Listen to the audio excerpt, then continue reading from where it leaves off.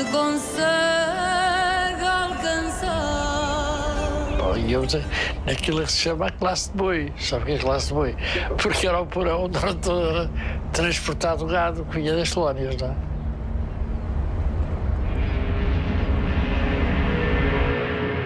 Quando com a concentração de Tarrafal, quando lá chegámos, estava a ideia de cal, onde se guarda gado, cheios de arame farpado, vão para aí, como qualquer animal, boi ou cavalo, posto lá para dentro.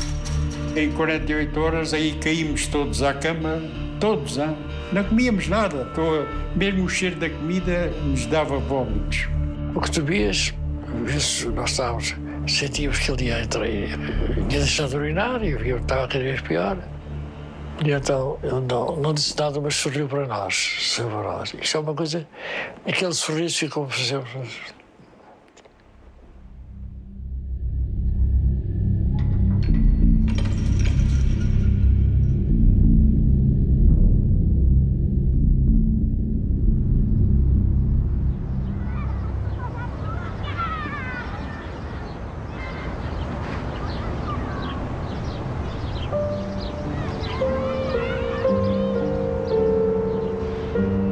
Miradouro da Senhora do Monte. No filme A Revolução de Maio, o protagonista Carlos Valente vai içar uma bandeira vermelha. É o sinal para o começo da Revolução. A história de Valente é uma ficção, mas baseada em factos reais. Em janeiro de 1934, no mesmo local, o anarco-sindicalista Custódio da Costa fora encarregue de dar o sinal para o início de uma greve revolucionária. Não era com uma bandeira, mas com uma bomba de 9 quilos.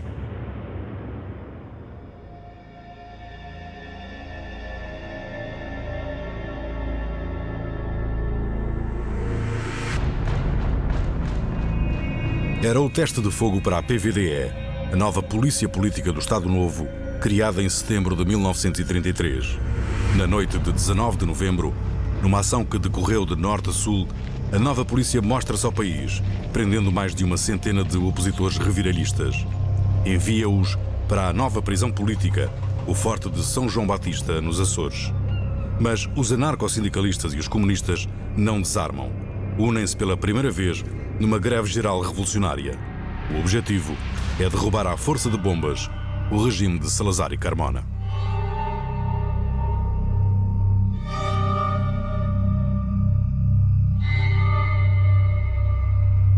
No enredo do filme de propaganda ao Estado Novo, Carlos Valente, o protagonista, arrepende-se. Não issa a bandeira vermelha e reconverte-se ao regime de Salazar, para agrado dos polícias. Na vida real, Custódio Costa não se converteu, mas recebe ordens para não rebentar a bomba. A revolução, tal como estava planeada pelos anarco-sindicalistas, foi um fracasso.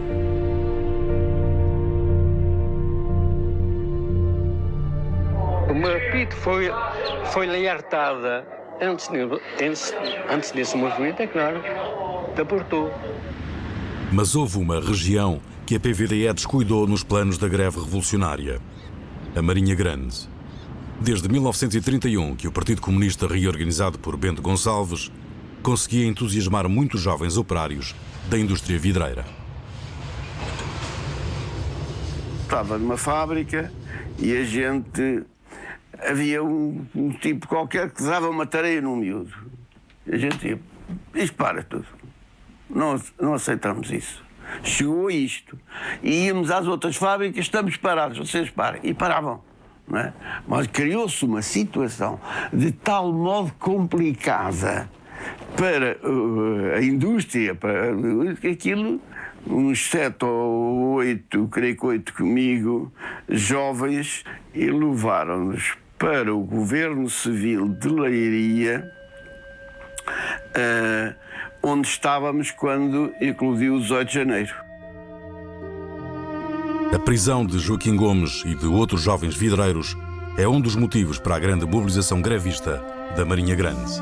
18 de janeiro, eram umas 5 horas da tarde, quando um elemento dos democráticos veio de Lisboa e comunicou ao grupo anarquista que a greve geral estava falhada.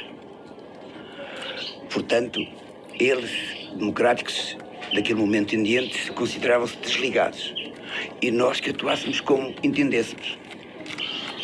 E nós, em face disso, fomos à reunião do Casal Galego à distribuição das armas e lá, junto com os camaradas comunistas, dissemos que não íamos sujeitar, em vistas de termos tido uma comunicação que o movimento estava abortou, não é verdade?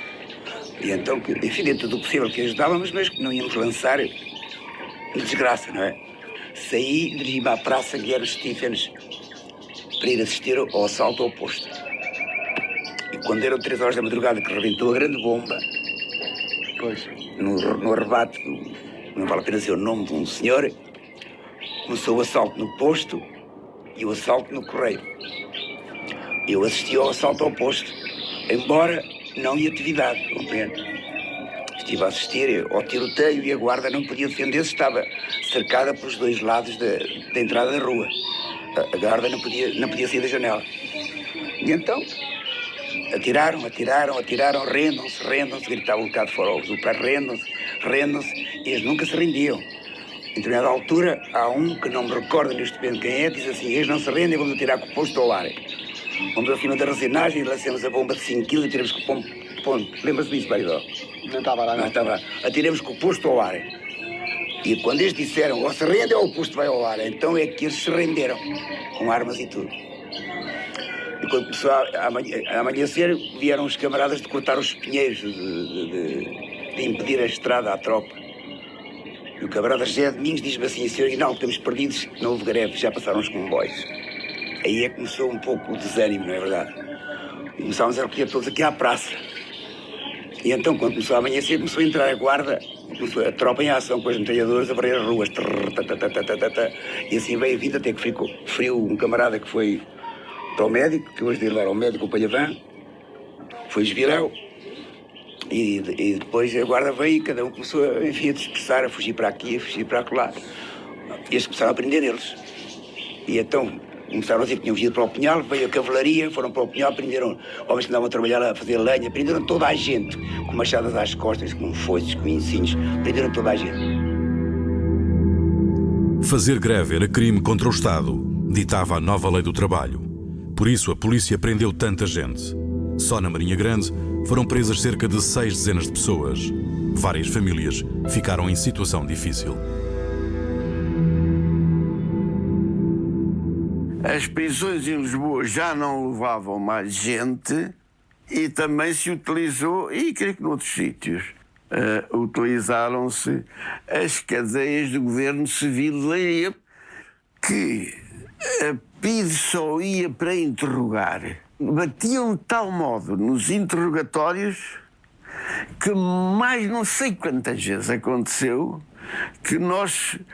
Um preso era levado, podia estar umas horas, um dia ou 2 ou 3, sem lá aparecer. Quando aparecia, nós conhecíamos por a roupa que tinha vestido. Que a brutalidade era tão grande, enfim, é difícil escrever-lhe cara inchada, tudo era um coisa terrível, não era? Pronto.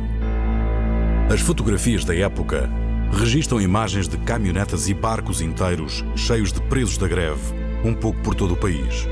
Os detidos são tantos que as imagens de cadastro são tiradas em grupo. Em Lisboa, até o famoso pátio dos presos políticos, no Governo Civil, ficou lotado. E quando eu cá estive, no 18 de janeiro, logo a seguir, isto estava tão atulhado de gente que nós tínhamos que nos deitar por etapas. Deitavam-se uns primeiro e deitavam-se outros depois. Mas não se dormia. Porque enquanto a gente estava deitado, os outros estavam aqui a conversar. Quando estes se iam deitar, vinhamos nós para aqui a conversar. Não eram noites sem dormir. Edmundo Pedro, também preso, é interrogado na antiga e esquecida sede da Polícia Internacional, no Largo da Trindade. Portanto, encaminhámos para ali. E aqui é que era a sala do interrogatório, onde o Serra me interrogou.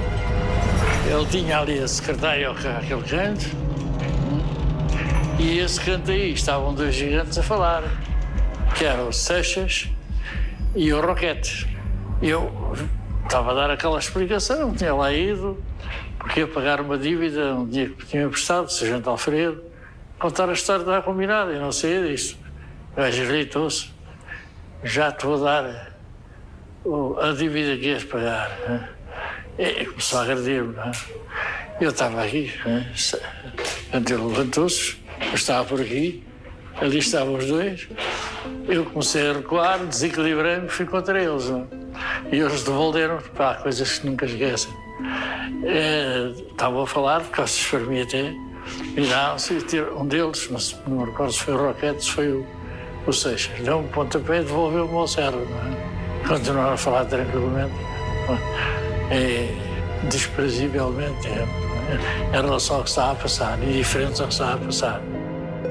As histórias da brutalidade da PVDE circulam nas prisões.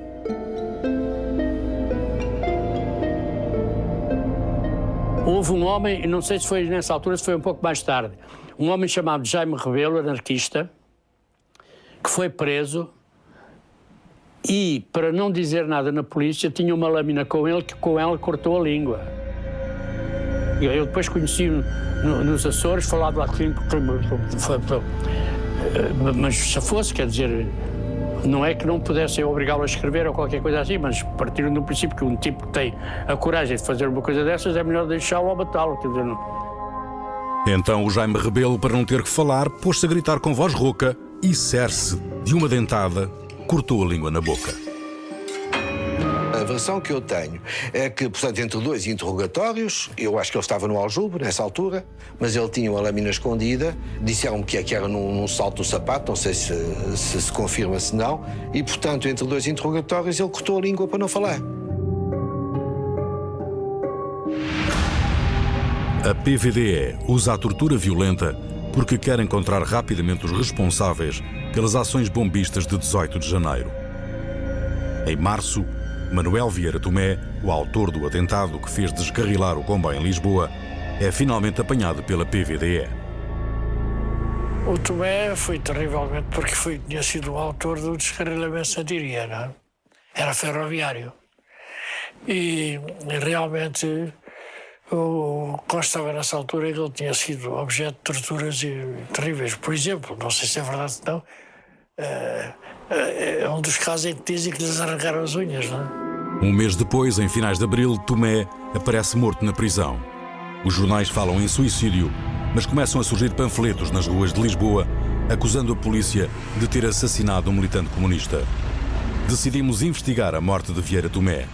Pedimos ao professor Jorge Costa, do Instituto de Medicina Legal, para reanalisar o relatório da autópsia. Talvez valha a pena. Repare, este homem apresentava extensas equimoses, portanto são lesões traumáticas, são derrames sanguíneos, um pouco por todo o corpo. Algumas delas, portanto, a avaliar pela coloração, teriam seguramente mais de 20 dias de evolução. Mais de 20 dias de evolução. Pelas colorações, pode perceber-se que foram agressões físicas violentas, com certeza que sim, violentas, perpetradas ao longo de vários dias. O relatório prova a violência da tortura que Tomé sofreu durante pelo menos 3 semanas, mas as unhas não foram arrancadas. Mais difícil é provar o suicídio. Portanto, adianta-se desde logo, portanto, como causa de morte, o enforcamento. Não são taxativos porque não podem ser taxativos, porque digamos que a encenação de um suicídio por enforcamento ou qualquer outra forma não é impossível. Uma pessoa pode ter sido agredida, pode ter ficado inconsciente como resultado dessas agressões e ser suspensa, portanto, de uma corda ou de uma manta ou do que quer que tenha sido, fazendo querer tratar-se de um suicídio. A tortura da PVDE sempre gerou controvérsia. Muitos sustentam que a PVDE aprendeu a torturar com a Gestapo e depois com a CIA. Mas desde os inícios do século XX, que a polícia política portuguesa era uma das mais experientes do mundo. Quando a Gestapo alemã inicia a atividade em abril de 1934, já os agentes da ex-polícia de informações levavam 8 anos de práticas de tortura em ditadura. Quando nós subimos a escada, os que iam connosco, então isso está pronto? Diziam, está pronto, podem subir. Então o que é que estava pronto? Um cortejo de polícias, de um lado e do outro, do corredor, com cacetes na mão, e à medida que a gente passava, iam descarregando cacetadas em cima de nós. Estava aquilo tudo preparado. Em 1934 sai uma edição do jornal clandestino A Verdade, que mostra em desenho os métodos de tortura utilizados pela PVDE. Dão conta do uso de cadeiras elétricas. Mostra-se que a tortura da estátua já era utilizada. Sentar-me numa cadeira? Eu só estive sentado num banco enquanto estive cá fora à espera do interrogatório. Quando fui lá para dentro, era em pé e aos trambolhões e tudo. E era isso, era fatada, pontapé, encontra para o chão. Enfim, não vale a pena estar a dizer. Eram aquelas porcarias que a gente já sabe. Mais fácil de aguentar do que hoje, ou do que depois as coisas do sono e essa coisa toda. Isso deve ter sido muito pior, não é?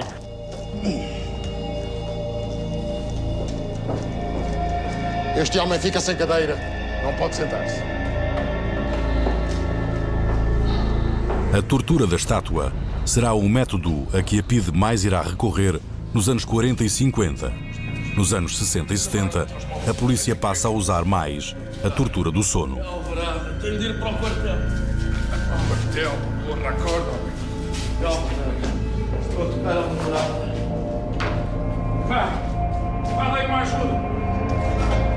Ali não tinha a noção do tempo. Naquela aflição toda, e apanhar porrada e tal, sei lá quanto tempo demorou. Fosse quanto tempo fosse, era muito. O jornal A Verdade foi, durante uns tempos, um dos mais incómodos adversários da PVDE e do salazarismo. No jornal, Oliveira Salazar aparece desenhado ao lado de Hitler e Mussolini e, furioso, ordena uma perseguição sem tréguas ao diretor do jornal Armando Cortesão, irmão do exilado Jaime Cortesão. Cortesão fugiu do país e continuou a fazer o jornal na clandestinidade em Espanha. No filme A Revolução de Maio, mostra-se uma polícia equipada com modernos meios tecnológicos e que não precisaria, por isso, nem da tortura, nem dos informadores. Jerónimo Barata. É isso mesmo. Um dos meus agentes falou-me de si. Descreveu-me o calor, o arrebatamento com que declarou não ter nem poder ter qualquer conivência na fuga de um tal César Valente, ou Manuel Fernandes, como queira. Eu ouvi o Manuel Fernandes dizer a um outro que estava com ele que deviam seguir hoje mesmo para Leixões. Para Leixões? Sabe o que iam lá fazer? Parece que falaram em ir buscar umas armas. Armas? E duvidava o senhor da importância de tais declarações? Perdão, eu não disse bem isso. Ah, não disse bem isso.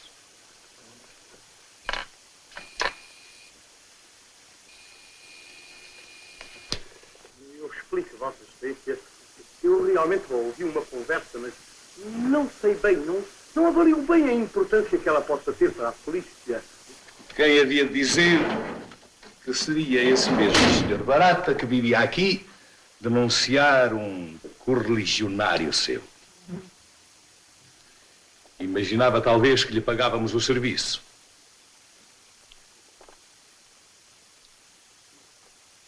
Queira retirar-se. O diretor expulsa o informador no filme, mas na vida real é com eles, com traidores, que a polícia funciona. O poder da PVDE rivaliza com o da polícia de Mussolini, a OVRA, ou com o da Gestapo, de Adolf Hitler. Em 1934, a polícia política passa a investigar também a imigração clandestina. Eu não concordava, nem nunca concordei que a PIDE tivesse a seu cargo o poder que tinha. Um poder que, ao fim e ao cabo, era ilusório e que só lhe acarretava ódio. A polícia prendia. A polícia instruía os processos. A polícia entregava os presos a tribunal e, em vez dos presos ficarem à ordem dos tribunais, dos serviços prisionais, continuavam nas prisões da PIDE. Eram entregues em tribunal e a maior parte deles continuava depois a cumprir pena nas prisões da PIDE. Portanto, a PIDE prendia, instruía, levava a tribunal Com todo este poder, a PVDE de Agostinho Lourenço consegue prender todos os elementos da rede bombista que se formou em todo o país para a greve revolucionária de 18 de janeiro.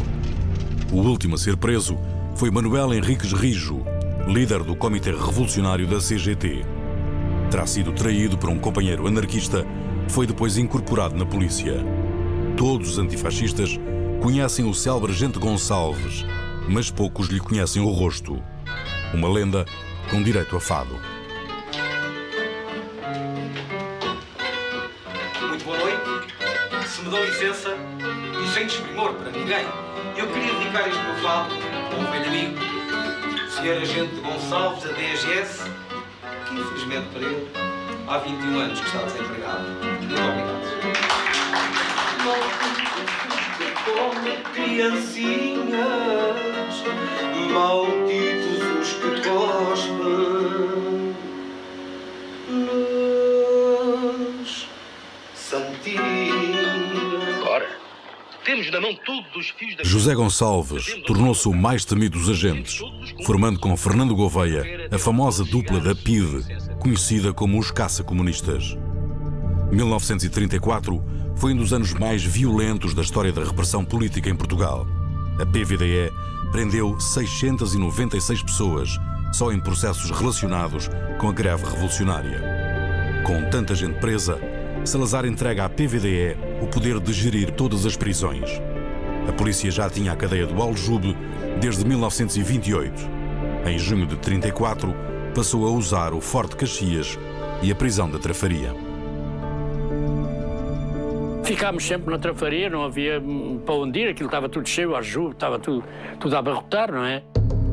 Na Trafaria, os presos vão dando conta dos maus tratos em jornais escritos à mão, como o Condenado Vermelho, o Boletim Interprisional, o Fogo. Numa página interior, aparecem até fotografias raras. Uma com presos deitados no chão, fazendo a estrela comunista, numa clara provocação à polícia.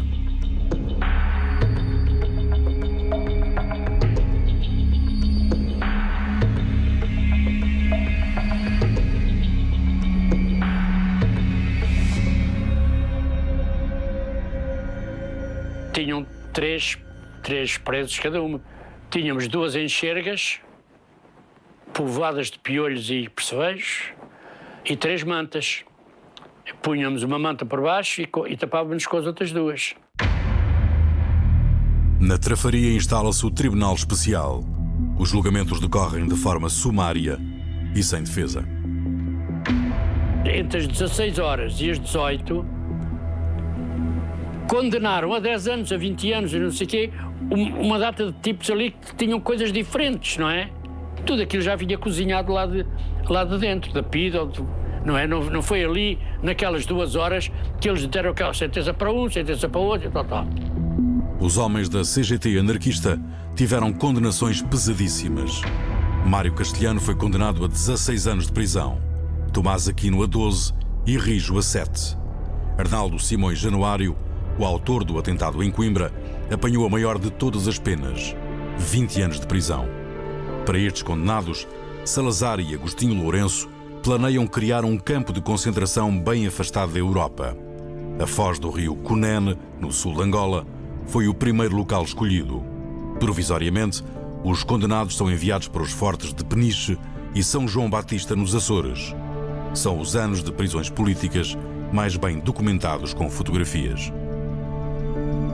Vieram-nos buscar para o navio com 2 polícias para cada um e fomos embarcar no navio ali em frente de Algés. Éramos 60 e já vinham outros de Peniche e do Aljube. Portanto, só ali fomos 200 ou perto disso para os Açores. Conseguem-se fazer fotografar todos em conjunto durante a viagem. Para trás, deixam as famílias em situação extremamente grave. Uma das vezes que ele foi deportado para a Angra do Heroísmo, por total falta de meios, a minha avó foi trabalhar como criada para o Hospital da Misericórdia de Setúbal, o meu tio foi para o orfanato de Setúbal e a minha mãe foi recolhida em casa do Capitão Barroso, do pai da doutora Maria Jesus Barroso. Apesar das prisões em massa de 1934, o único dos movimentos anti-ditadura que não teve líderes presos foi o PCP, que fica solitário na oposição a Salazar. Foi o único partido que recusou deixar de atuar quando o fascismo liquidou os partidos. A propaganda do regime concentra-se no combate ao comunismo. É a grande heresia da nossa idade, afirma Salazar no Teatro São Carlos, em 28 de janeiro de 1934, pouco depois do fim da greve. Foi durante o lançamento da Ação Escolar Vanguarda. A AEV é um movimento paramilitar destinado aos jovens estudantes. O regime percebeu que nos liceus e nas universidades era forte a atração pelo comunismo. Quando, em Lisboa, me liguei aos meios da juventude revolucionária, da juventude antifascista e me filiei mais tarde na juventude comunista, eu posso dizer que foi também a influência do meu pai que me marcou e que me levou nesse caminho. Meu pai, nessa altura, tinha estado já preso, deportado no campo de concentração de São Nicolau, nas Ilhas de Cabo Verde, tinha regressado, trazia já consigo ideias que haviam depois de exercer uma grande influência em toda a minha vida, em toda a minha atividade revolucionária. Pedro Soares entra para a Juventude Comunista com outro colega de Direito de Lisboa, o jovem Álvaro Barreirinhas Cunhal. Ambos participam numa manifestação contra a ditadura a 9 de março.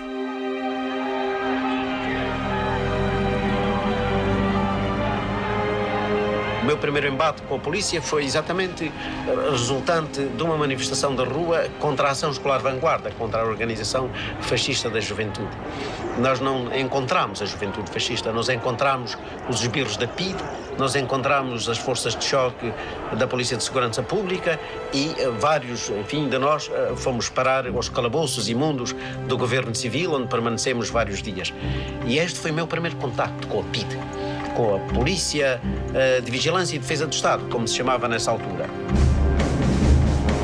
A Ação Escolar Vanguarda também desfila de braços estendidos como os nazis, mas usa camisa verde. Com a formação da AEV, uma organização de juventude, Oliveira Salazar procura desviar os jovens do comunismo, mas também da extrema-direita radical, que começará a ser um grande problema para o Estado Novo. Um ano antes, em fevereiro de 1933, o jornal ABC espanhol destacava na primeira página a grande reunião dos nazis portugueses, saudando o chefe Rolão Preto. A ascensão do movimento fascista dos camisas azuis foi repentino. Começam por contestar a formação da União Nacional e, mais tarde, a liderança de Salazar.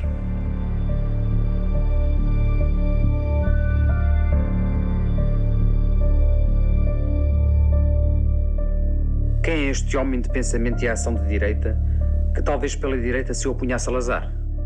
O jogador aparece, portanto, na história da Primeira República contra a Primeira República. Contra a Primeira República.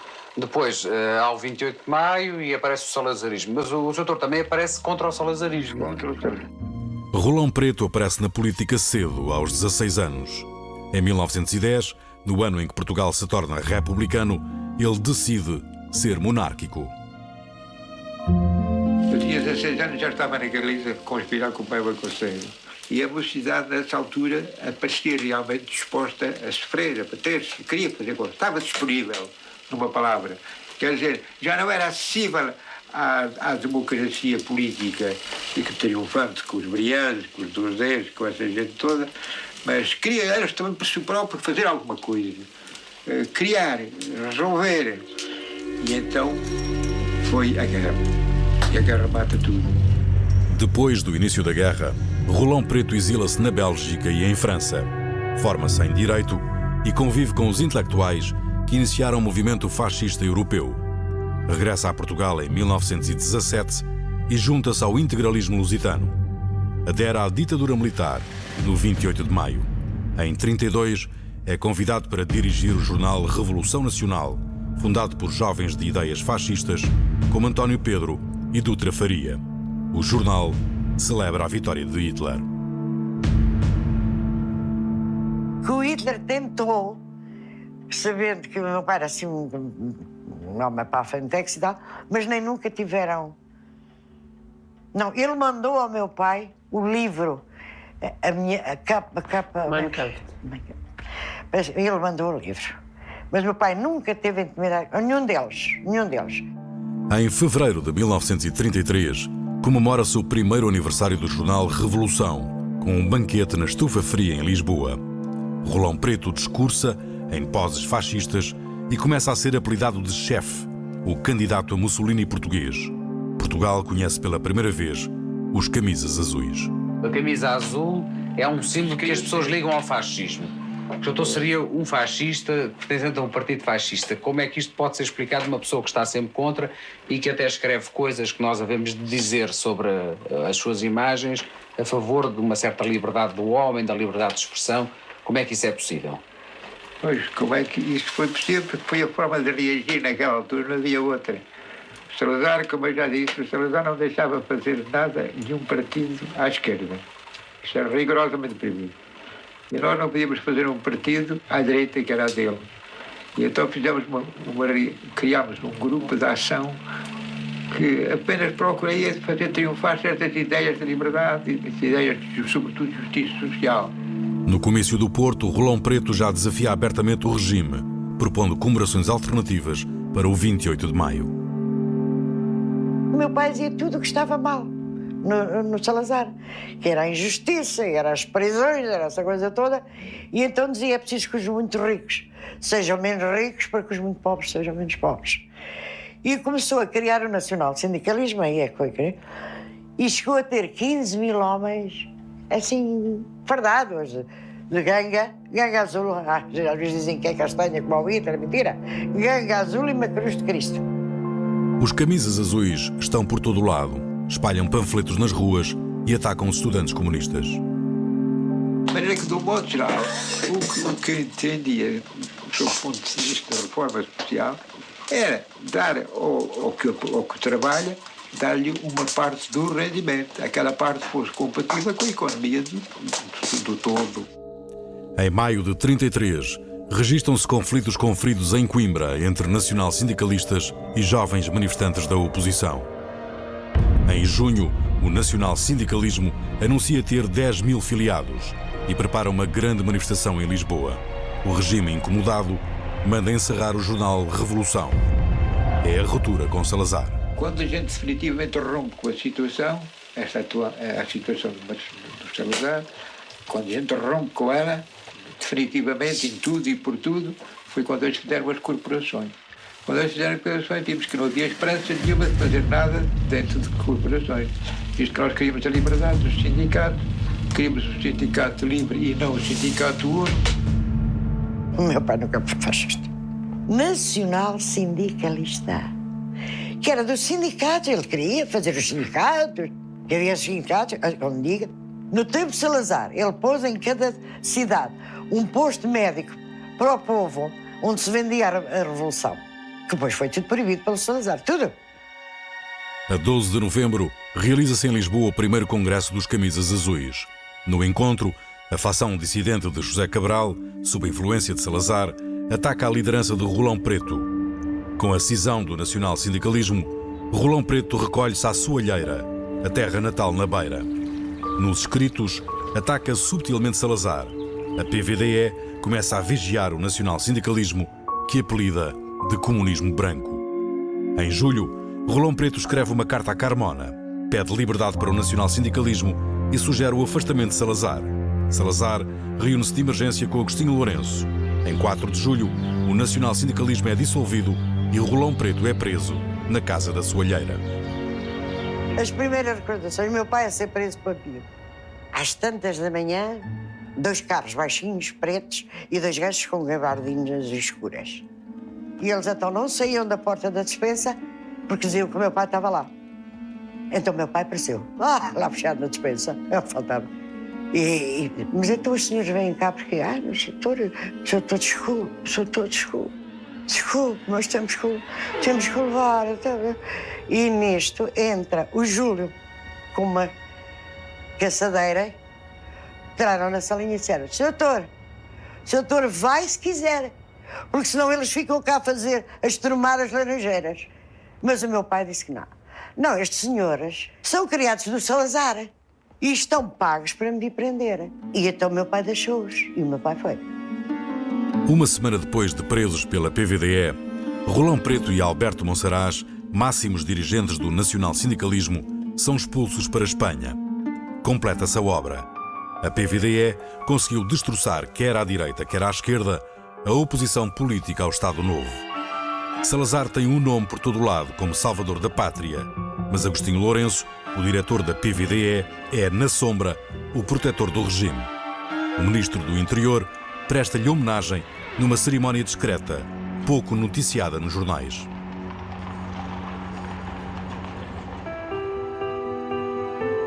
Feita a limpeza política nos inícios de 1935, Salazar e Carmona abrem com pompa e circunstância a nova Assembleia Nacional, onde só os deputados da União Nacional têm assento.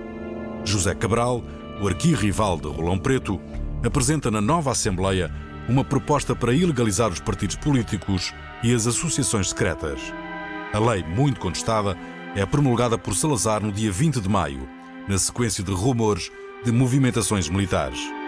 No dia seguinte, são dois antigos maçons, Agostinho Lourenço e Lopes Mateus, quem ocupa o Grêmio Lusitano, a sede da maçonaria. Fernando Pessoa rompe definitivamente com Salazar, a quem chama tiraninho.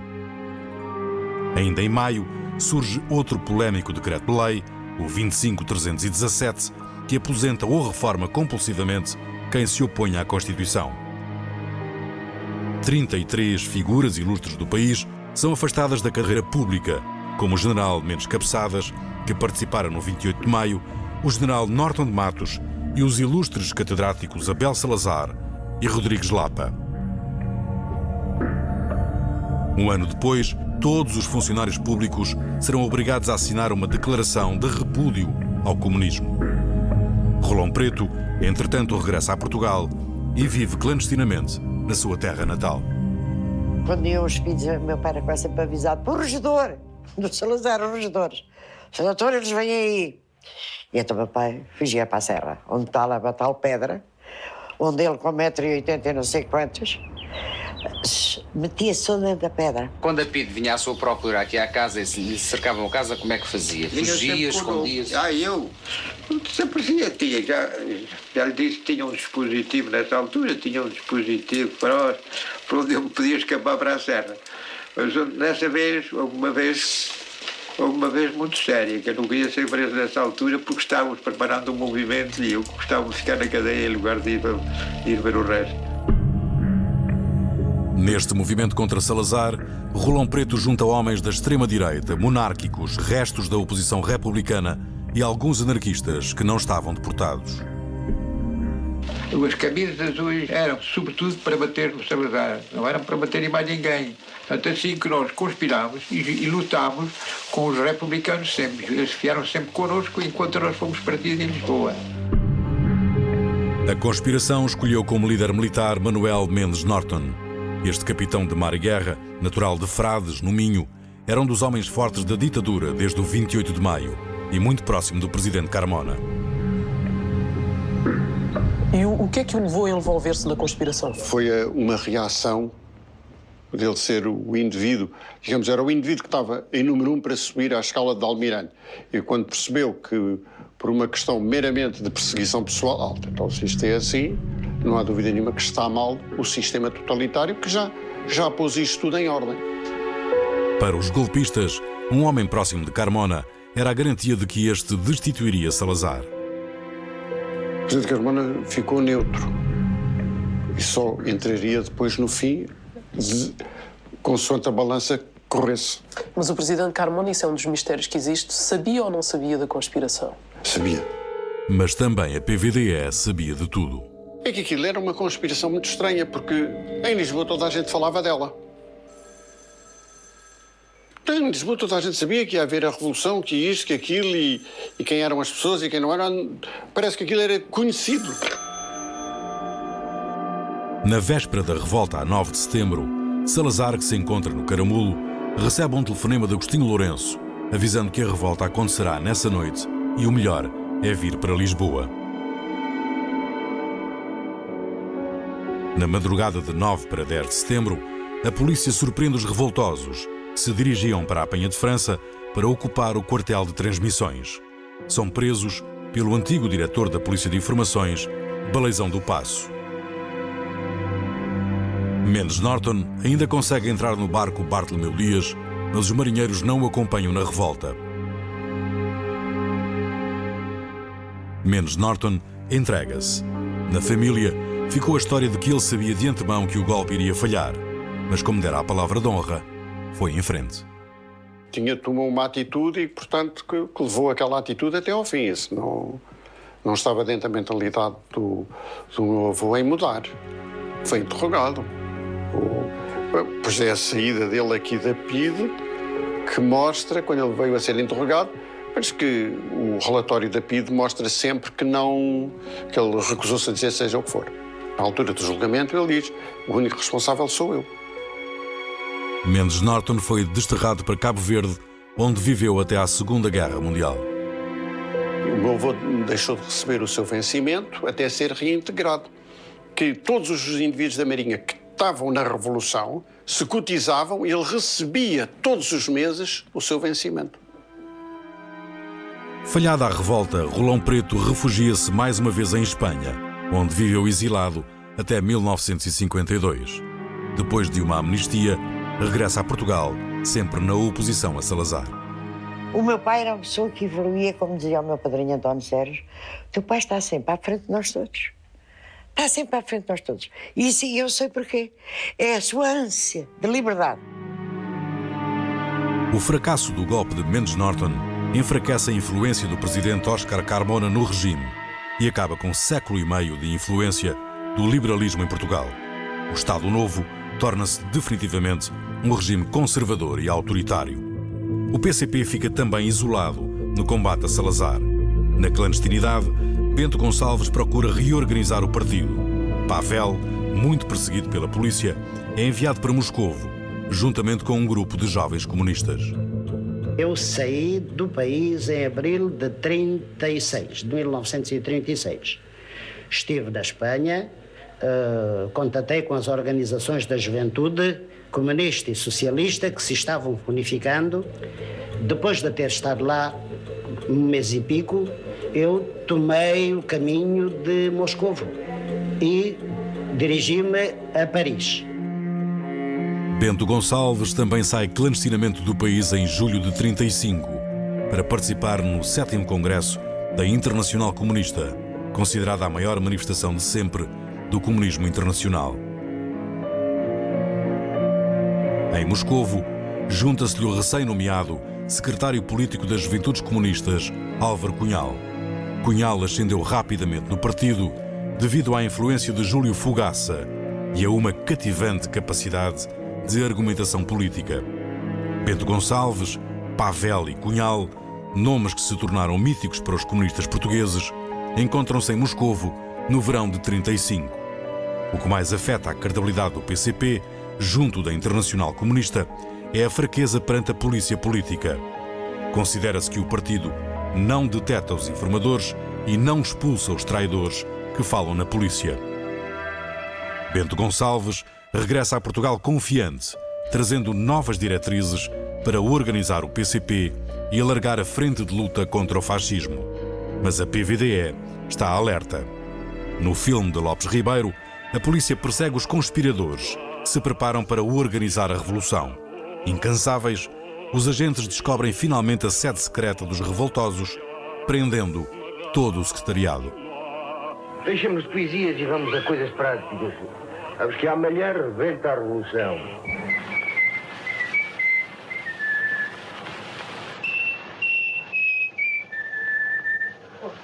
Faz-me favor, dá um bocadinho de lume.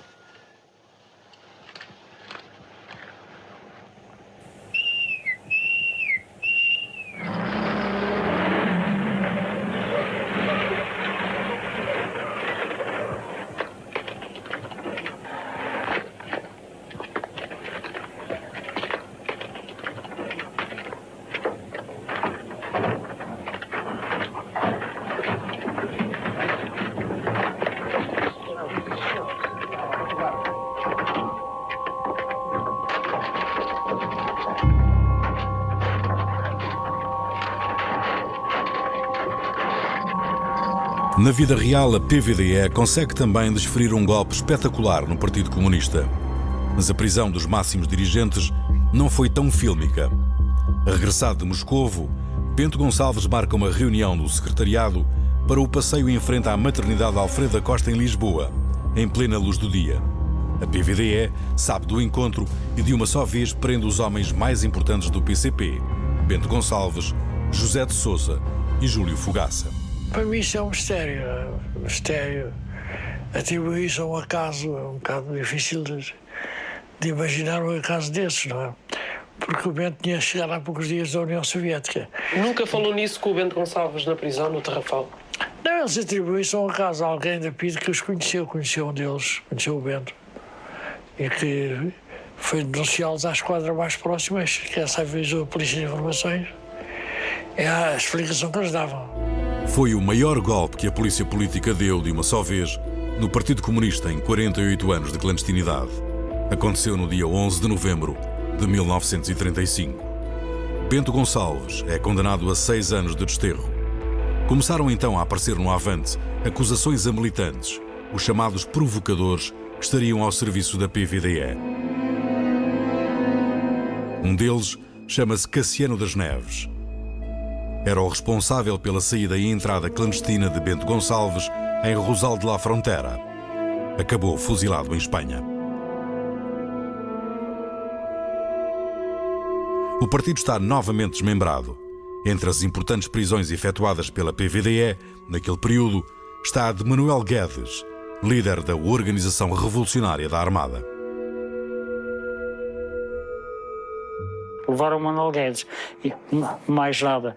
E depois, claro, passei a receber todos os meses o jornal Marinheiro Vermelho, Marinheiro Vermelho, o Avante. Isso construiu a paz, a ordem, A Hora era a maior estrutura que o partido tinha nas Forças Armadas. Manuel Guedes consegue fugir para a Espanha, mas é preso e detido numa prisão em Cáceres com Pires Jorge. Álvaro Cunhal assume o secretariado político das Juventudes Comunistas e é enviado a Espanha com a missão de conseguir libertar os dois camaradas. Cunhal está em Madrid quando rebenta a Guerra Civil, em 18 de julho de 1936. Salta así la chispa que dará comienzo a los 3 años de guerra civil entre los republicanos del gobierno legítimo de Madrid, llamados legitimistas, y los rebeldes, dirigidos por el general Francisco Franco, que no comparten la nueva gestión política del país, cada vez más anticlerical y fuertemente orientada a la izquierda. A vitória da Frente Popular e o início da guerra em Espanha causam forte abalo no regime português. El 17 de julio de 1936, la guarnición militar española de Marruecos se levanta contra el gobierno republicano. Mas aquilo era para englobar Portugal, não é? É essa a razão, reparem bem, que é a Guarda Republicana que nos sítios nevrálgicos vai para a fronteira e não o Exército, porque o Exército já estava dividido, já o partido tinha começado a trabalhar o Exército, de maneira que fazer chegar o Exército português à fronteira junto com o Exército Vermelho era o diabo. Os senhores sabem o que é que se deu aqui na Marinha com os barcos, não sabem? Nunca ouviram essa história. O que se deu na Marinha com os barcos aconteceu 2 meses depois. Os novos navios da Armada são a joia da coroa do Estado Novo e de Salazar. Desde 1932, que o regime vinha inaugurando todos os anos, com pompa e circunstância, os seus novos navios. Mais um navio da Armada vai começar a sua vida no mar. Antes que as águas o beijem, algumas gotas de vinho português correrão em sinal de alegria e sinceridade, onde um ano de trabalho já fez correr o suor de portugueses também. Nas comemorações dos 10 anos do 28 de maio, em Braga, Salazar faz o já célebre discurso sobre os pilares do regime: Deus, pátria e família. Não discutimos Deus e a virtude. Não discutimos a pátria e a sua história. Não desejava ir daqui sem saber quem tem coragem para nos acompanhar. Nem todos. Logo no dia seguinte, em Lisboa, os marinheiros do Afonso Albuquerque recusam-se a fazer a saudação fascista na presença de Salazar. Era mesmo obrigado os marinheiros, todos eles, darem os vivas. E o que é certo é que quando passámos ali mesmo em frente com o Salazar, mesmo ali também a 2 passos, a gente não se mexeu, e ninguém se mexeu. Salazar fica estupefacto e a PVDE atua imediatamente. 17 marinheiros são expulsos da Marinha. A hora fica ainda mais enfraquecida e decide agir. Eu era um apoiante da hora. E nesse dia, o Borda disse: "Epá, hoje temos que entrar em serviço, em luta, porque isto assim não dá." E eu aceitei. No dia 8 de setembro de 1936, um grupo de marinheiros e grumetes procura tomar conta dos navios da Armada. Chegou à meia-noite e a coisa começou. E então acordar, isto está assim, os nossos camaradas foram expulsos, foram presos, a PIS anda para aqui a fazer tudo o que quer, isto não pode continuar assim, não vamos nisso. Hoje o nosso navio está revoltado. Uma ação parecida com a revolta dos marinheiros de Odessa, retratada no filme O Coração de Potemkin. João Faria Borda é o líder da revolta que começa no Bartolomeu Dias. Não conseguem pôr o navio a funcionar. As caldeiras haviam sido sabotadas. Só que as máquinas precisavam de qualquer reparação e não estavam em condições de trabalhar.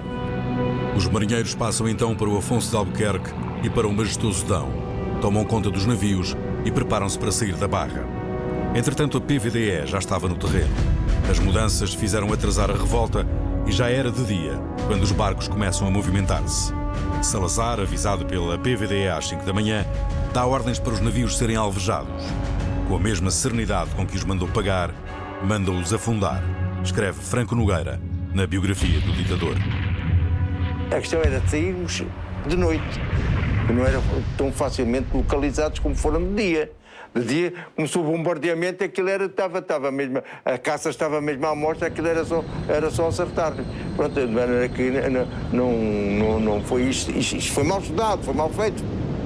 Os dois navios são bombardeados a partir dos fortes de Almada e do Alto do Duque, até se incendiarem. O tiroteio só mete impressão nas primeiras horas. Depois as balas a baterem de roda é igual ao litro, não dá resultado nenhum. A gente estamos calmos e serenos. E então, na ponte de comando, levantou lá uma granada, aquilo veio para ali abaixo, era uma granada daquelas que se chamavam incendiárias, e por todo o lado havia as chamazinhas. Disse: "Olha, vou ficar aqui como um rato da ratoeira, tira-te ao Tejo e toca a nadar." Eu deitei-me à água e outros também se deitaram à água. Até sei o Tejo, de uma margem à outra, não sabia que sabia nadar tanto. Os marinheiros, em pânico, atiram-se ao rio e acabam nas mãos da PVDE. Os guardas republicanos foram estendidos pela linha dos caminhos de ferro, ali do Castré, por ali fora, não é? Eu, no meu caso, fui caçado em frente a Tarbelém e, portanto, foi aí. Morreram 5 pessoas, foram presos e demitidos 208 marinheiros. Chegou a levar pancada, a ser torturado? Não. Entrei e saí durante 14 anos e 4 meses de prisão, sem levar um sopapo, sem ter um castigo, sem conhecimento nenhum. Não conhecia a frigideira. Responsáveis do PCP dirão mais tarde que a revolta falhou porque os marinheiros falaram demais e tanto a PVDE como a GNR estavam avisadas. Mas os prejuízos avultados causados em 2 grandes investimentos demonstram que a PVDE teve uma falha clamorosa ao deixar sair uma revolta liderada por uma organização ligada ao PCP. Os barcos queriam desertar para Valência. E só o forte do Alto com o fogo de artilharia é que os impediu de sair da Barra. Mas não fizemos a revolta para irmos para a Espanha, para ir auxiliar o governo espanhol, como ele dizia. É mentira. Eu andei 40 e tal anos, salvo erro, com o label de traidor à pátria e ladrão de navios, quando não tinha nenhum direito. Depois fui agraciado com a Ordem da Liberdade, passei a ser herói. Nem era herói, nem era traidor. Eles desertam em setembro de 36. Eu recebi de manhã um telegrama dizendo: marcha imediatamente para a fronteira. E eu fui dizer a casa à mulher: olha, talvez venha jantar à tarde. Só apareci 6 meses depois. E as primeiras notícias que a minha família recebeu foi que eu tinha sido morto. Dias depois da revolta dos marinheiros, é também criada a Legião Portuguesa. O regime reforça-se com uma milícia popular. Salazar sente-se inseguro, necessita de criar forças cívicas militarizadas capazes de suprir um exército onde eram ainda muito vincadas tradições republicanas e democráticas, e a Legião Portuguesa foi um instrumento que Salazar encontrou para enquadrar militarmente o povo português. Salazar dá também ordens à PVDE para proceder à abertura do Tarrafal. Os marinheiros rebeldes são julgados em menos de 2 meses. Os líderes da revolta apanham penas brutais de 17, 19 e 20 anos de desterro. Os condenados embarcam no dia a seguir ao julgamento no navio Luanda. Com ele, seguem muitos outros presos políticos.